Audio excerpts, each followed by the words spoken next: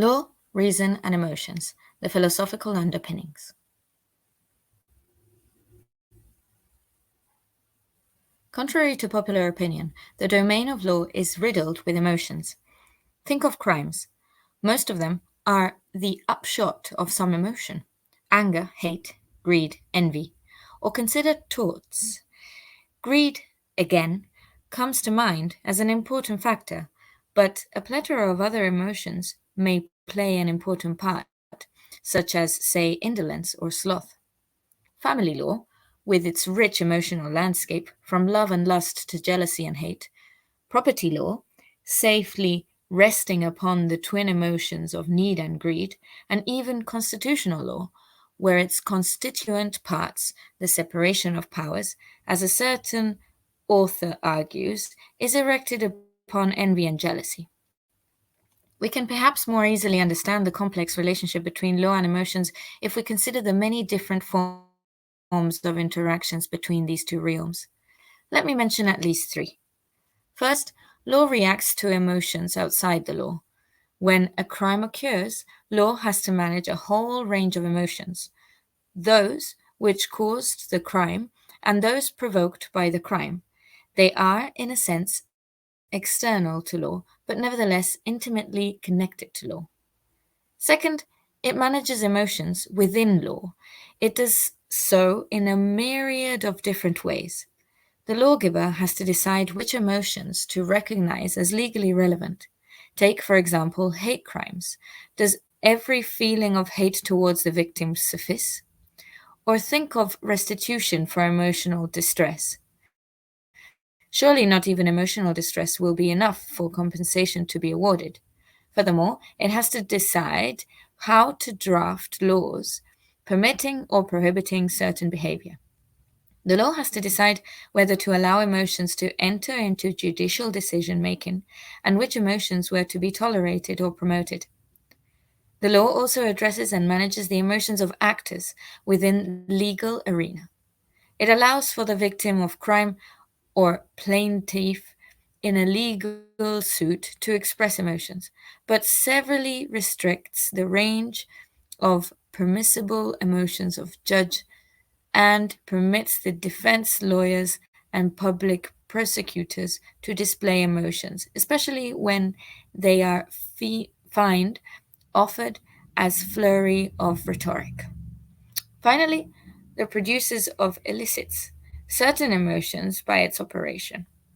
The criminal verdict makes certain emotions permissible in the public sphere, just as acquittal may bar public display of the same emotions. Perhaps more importantly, the law itself should generate certain emotional responses, such as a respect of deference to law. And yet, for all its entanglement, in the realm of emotions, the law and its scholarly commentators are surprisingly silent about the emotions and their place in law. On rare occasions, when they do address the topic, they make it clear that the realms of law and emotions should be strictly separated. In a beautifully written paragraph, Jerome Hall, a renowned legal scholar, reflects on the proper place of emotions in criminal law. The paragraph reads: Criminal law represents the major social effort to eliminate serious conflict, and to do so not arbitrarily, but in accordance with methods and directed towards ends that we are pleased to call rational. Against the fervid tide of instinctual drives, of emotions that stir to the very innards and the burnt of ungovernable circumstances that buffet this awkward creature, this would be Prometheus, almost comic in his fragility. Against these and all the other forces that cry out man's impotence and the limitations of his brute ancestry, rise irrepressible intelligence and indomitable will to achieve the vision of the good life. In his passionate plea for dispassionate law, he clearly contrasts the fervid tide of emotions with irrepressible intelligence, and argues for strictly rational approach to legislation. His views are not singular. Not only are the decisions on what to legislate be free from emotions, it is universally accepted that the language of the law should display the same indifference to the emotional. Written at the end of 19th century, an essay on the art of legal composition, commonly called drafting advices.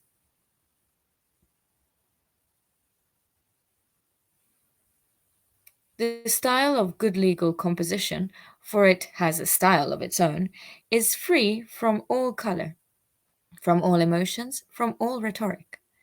It is impersonal, as if the voice not of any man, but of the law, dealing with the necessary facts.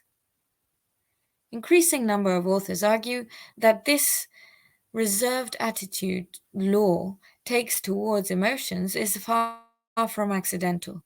We can discern a clear pattern. Susan Banks talks about the conventional story.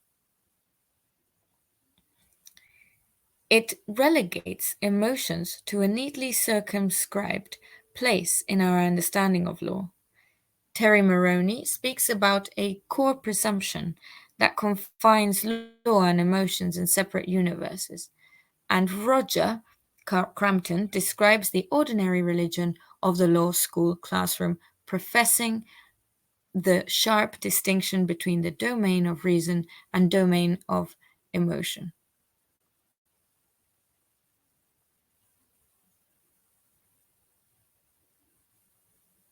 I will call this prevailing sentiment the standard conception, and argue that it encompasses two distinct assumptions.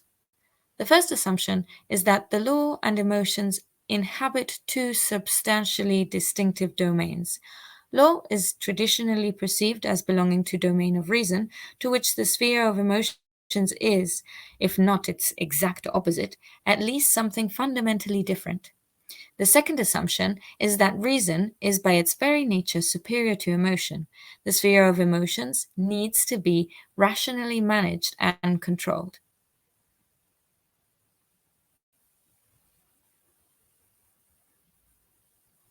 There are many catalysts that have supported and sustained both assumptions, from sacred books to folk beliefs, from literary texts to popular movies. However, the main focus of this presentation will be on the philosophical traditions that has shaped the standard conception. In the subsequent brief and fragmentary outline of the intellectual history of the relationship reason and emotion, I will try to show a particularly robust understanding of this relationship spanning for more than 2 millennia.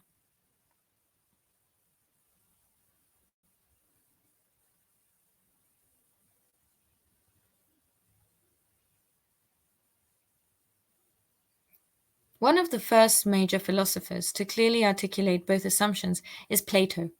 The foundation of his philosophy lies in the belief that the human soul consists of three components: the desiring, the spirited, and the rational. The first pertains the bodily desires, the second, roughly, to emotions, and the third to human reason.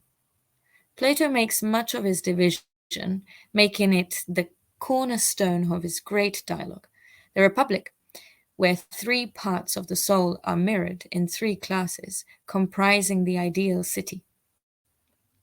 In this short excerpt from the dialogue, Socrates, the main character of the dialogue, makes two important claims.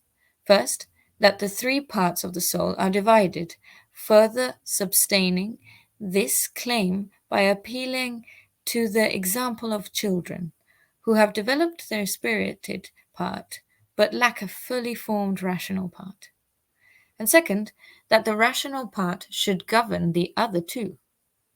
Both themes are repeated in other Plato's dialogues. In Timaeus, for example, Socrates builds on his separation of reason and emotion theme with a contention that the head is the most divine part of us, which is supposedly proven also by the fact that it is separate from the chest, believed by the ancient Greek to be the seat of emotions, with a neck.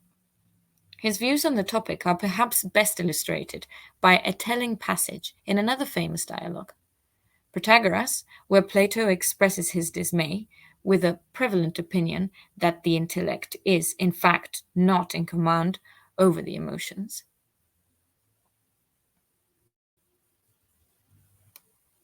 This view, Plato contends, belittles reason and portrays is a slave to emotions. In truth, the philosopher argues it is reason as a powerful, lordly, commanding thing that should have the upper hand and control the passionate part of our soul.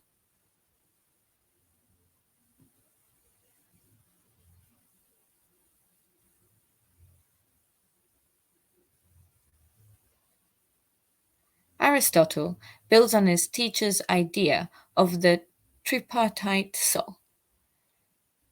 He is treatised on the soul.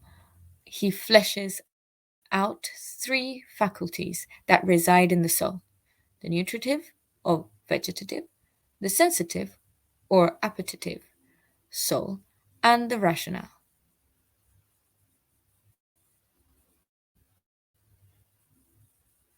All living beings possesses the nutritive soul, but only animals possess higher capacities, such as senses, including emotions, and only one species of animals, that is, the human species, possesses reason. The predominance of reason is hinted at in the same dialogue, and even more clearly spelled out in another Aristotle masterpiece, the Politics.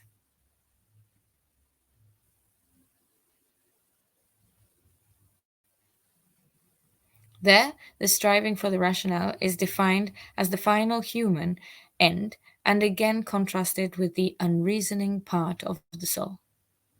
It is no exaggeration to say that the arguments on the relationship between reason and emotion of these two giants of philosophy have cast a long shadow over the subsequent philosophical deliberation.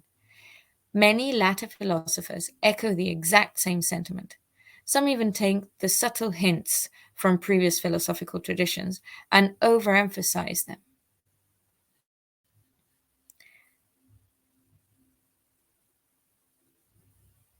Cicero is a good example. His short digression in the treatise on moral ends, equating emotions with illnesses, since passions are disturbance of soul, perturbationis animi, is a telling illustration. Succumbing to these disturbances, claims Cicero, is the result of a faulty reasoning. If we were able to understand what is good and what is bad, we would be immune to such irrational commotions. The main thrust of the argument, thus, remains the same. In this Tusculan Disputations, the great Roman philosopher argues that emotions must always be supervised and informed by the rational assessment of what is good and what is bad. Intellect must rule over emotions.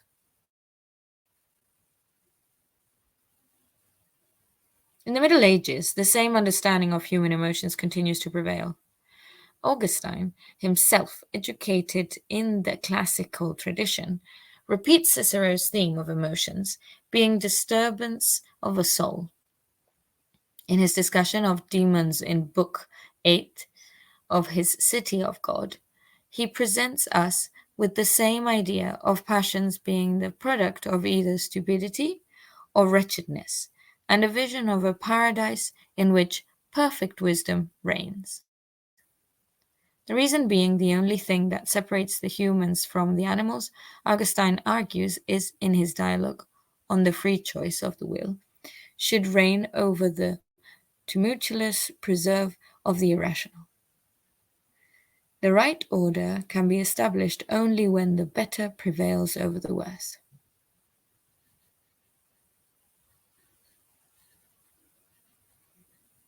The High Middle Ages bring no profound change or challenge to the standard conception. Almost 1,000 years after Augustine has presented the first important Christian reflection on the relationship between reason and emotion, Thomas Aquinas has addressed this topic in his monumental Summa Theologica. His treatment of the subject owes much to then recently rediscovered Aristotle's writings, which are treated by Thomas as almost comparable to divine revelation. The emotions stem from faculties of a lower part of human soul. Quoting John of Damascus, an 8th century father in the Church, Aquinas argues that emotions are movements of the non-rational part of the soul caused by the thought of something pleasant or unpleasant. And again, it is the task of reason to subdue and direct the torrents of emotions. Human excellence will increase, he claims, the greater the number of human elements under rational control.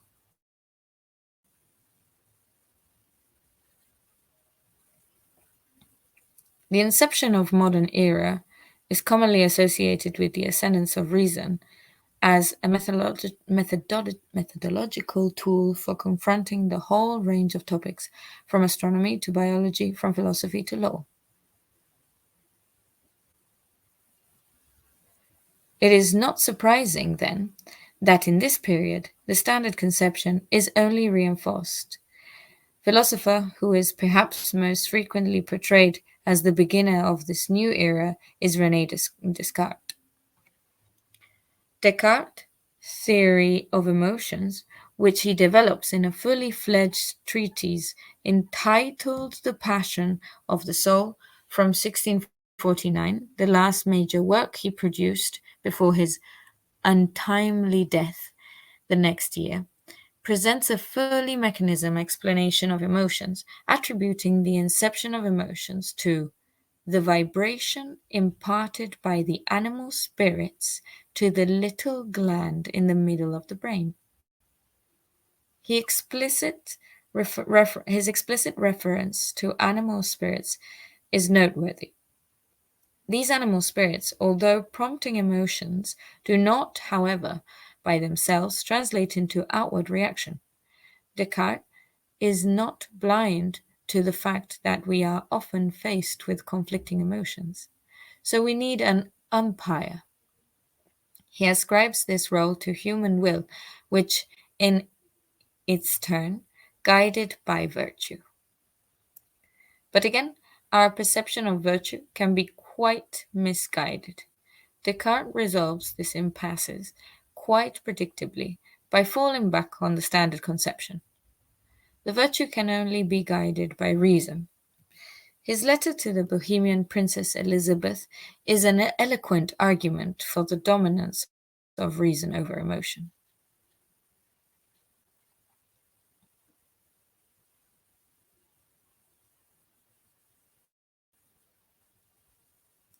Hobbes' philosophy presents us with an interesting development.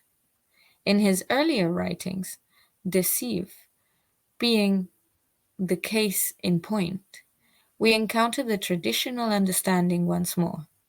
Passions being perturbations of the soul, obstruct right reasoning, and impede men from attaining an ordered society. In a telling passage from that work, Hobbes claims that the natural state is to the civil as passion is to reason, and as a beast is to a man. In his latter writings, Leviathan in particular, it is clear that passions begin to play a more constructive role, prompting people to join the nascent state. It is a passion, fear, which prompts people to abandon the anxiety of nature state and adopt a convenient binding them in a society. But it is reason, not emotions, that articulates the provisions of the social contrast.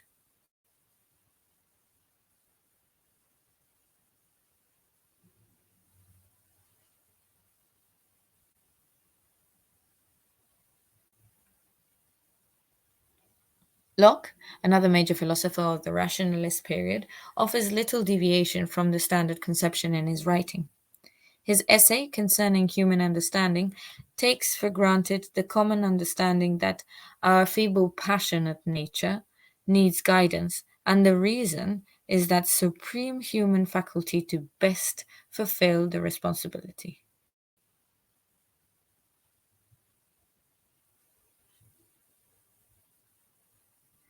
It is Hume's A Treatise of Human Nature that is commonly hailed as a Copernican revolution in our understanding of the relationship between reason and emotion.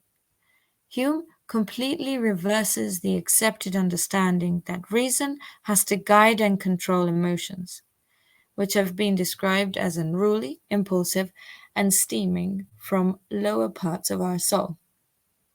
His bold claim that reason alone cannot be a motif for acting signals a radical shift in perspective. Whereas reason has been until then regarded as the faculty to order, control, and direct our impulses, Hume presents it in an almost diametrically opposed manner. Plato lamented the wildly diffused notion that reason is a slave to passions. Hume celebrates it and regards it as an accurate description of the human condition. Reason, Hume claims, is and ought to be the slave of the passions, and can never pretend to any office than to serve and obey them.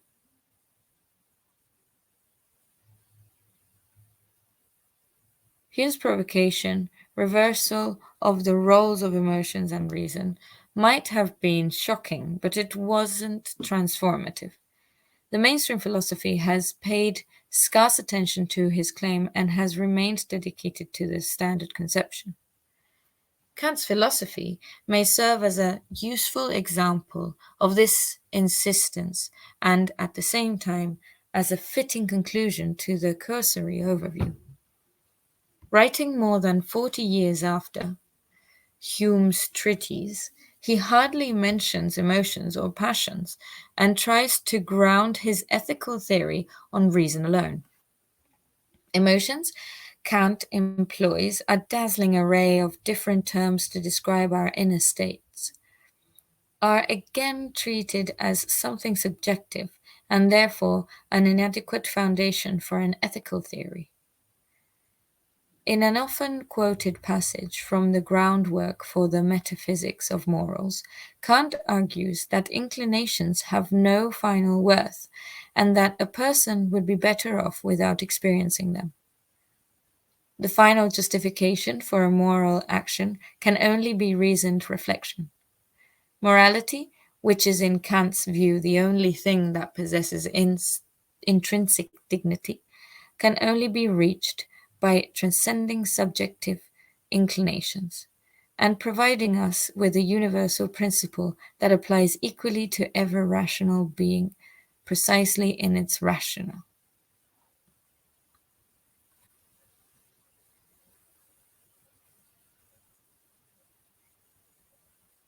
We are back to the standard conception, which has remained the universal starting point of modern philosophical reflection on emotions and has, as I will try to show in the next presentation, remained a background assumption readily accepted by legal theory and practice alike.